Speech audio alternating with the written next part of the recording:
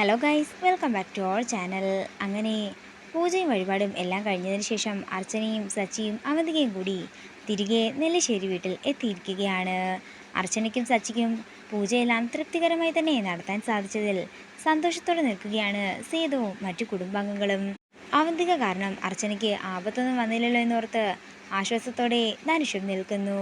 പിന്നീട് കാണിക്കുന്നത് അവന്തിക റൂമിൽ കയറി പൂജ നടത്തിയ കാര്യമെല്ലാം നന്ദനോട് പറയുന്നതാണ്. തുടർന്ന് നന്ദൻ ഒരു ഫയലെടുത്ത് കയ്യിൽ പിടിച്ചുകൊണ്ട് അവന്തികയോട് പറയുകയാണ്, ഇത് നമ്മൾ തമ്മിൽ വേർപിരിയാനുള്ള ഡിവോഴ്സിൻ്റെ പെറ്റീഷനാണ്.